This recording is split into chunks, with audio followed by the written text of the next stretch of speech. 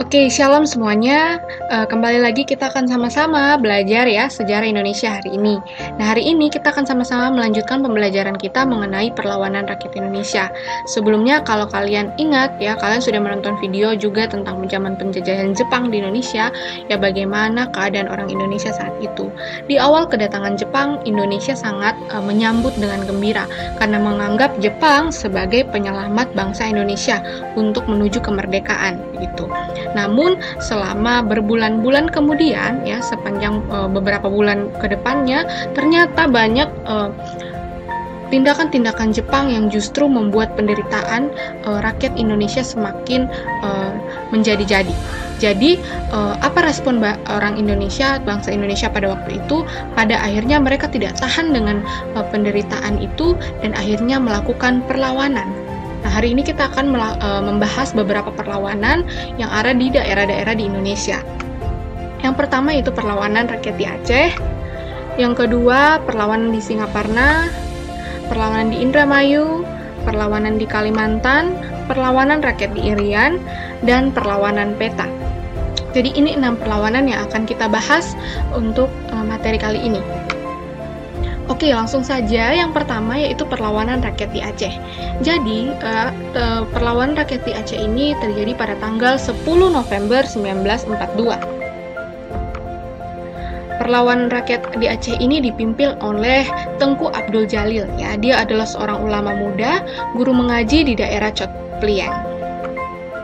Nah, kenapa pada akhirnya ya Tengku Abdul Jalil ini memimpin rakyat Chot Plieng untuk melawan Jepang?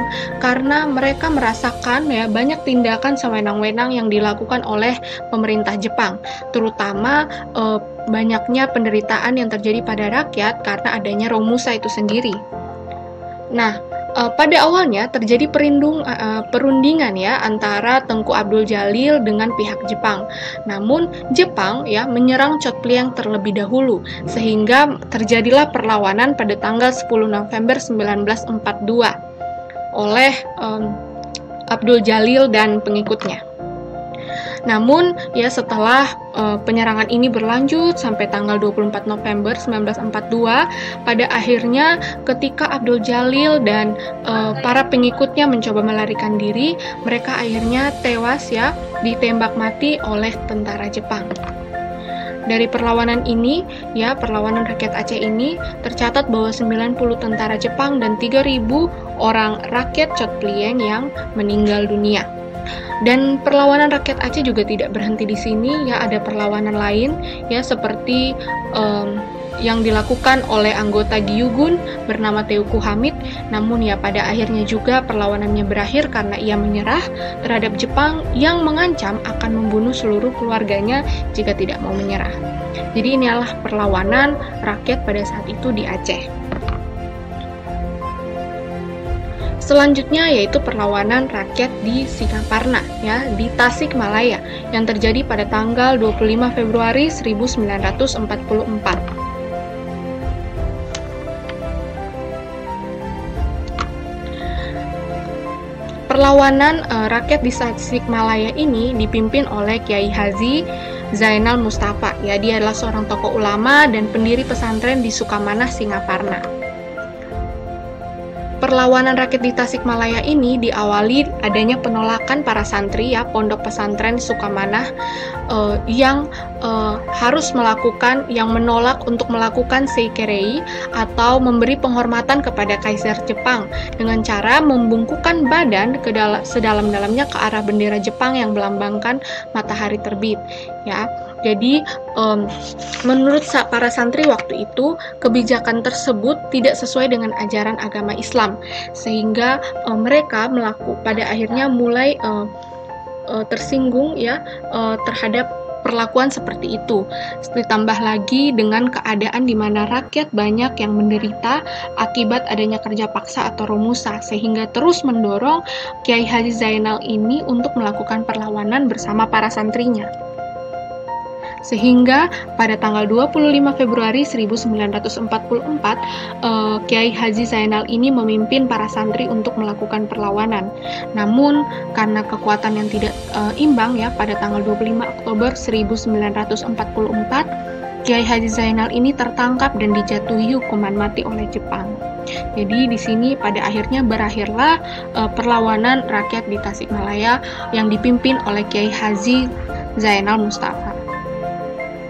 Selanjutnya yaitu perlawanan rakyat di Indramayu yang terjadi sekitar bulan April 1944. Nah, peristiwa di Indramayu ini disebabkan karena adanya kewajiban menyetorkan sebagian hasil padi dan pelaksanaan kerja rodi atau rumusa yang mengakibatkan kekejaman kepada rakyat yang berkepanjangan.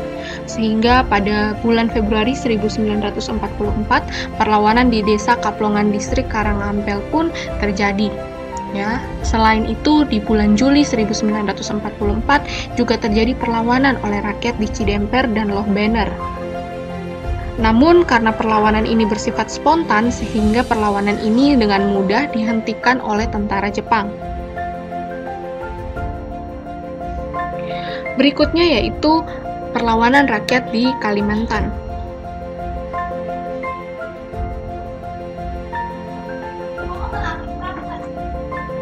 Perlawanan rakyat di Kalimantan dipimpin oleh Pang Suma yang adalah pemimpin suku Dayak pada saat itu. Latar belakangnya sama seperti perlawanan-perlawanan yang lain karena merasa kekejaman dan penindasan kepada rakyat ini sudah berkepanjangan terjadi sehingga butuh perlawanan yang harus dilakukan. Perlawanan yang dilakukan oleh rakyat di Kalimantan ini menggunakan taktik perang gerilya.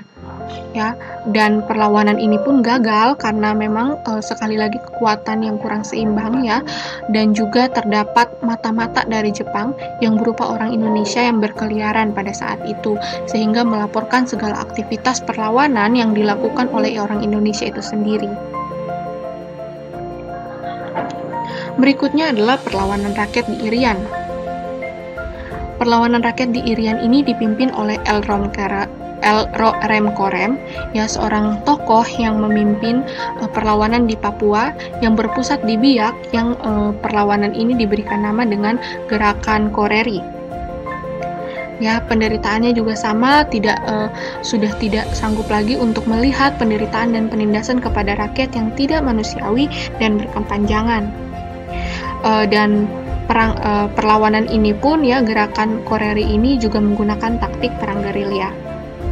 Orang-orang Irian ini dikenal dengan keberanian dan sikapnya yang tidak gentar melawan Jepang. Jadi walaupun orang-orang Jepang menggal kepala pada rakyat yang melawan pun, orang-orang di Papua, orang-orang rakyat di Irian ini tetap berani dan tetap teguh untuk melawan tentara Jepang. Sehingga pada akhirnya Jepang pun menyerah dan meninggalkan Biak itu sendiri. Sehingga untuk perlawanan di Irian ini berhasil terjadi dan membuat tentara Jepang pada saat itu menyerah. Berikutnya yaitu perlawanan PETA atau Pembela Tanah Air yang merupakan salah satu organisasi yang bentukan Jepang itu sendiri yang ada di Blitar.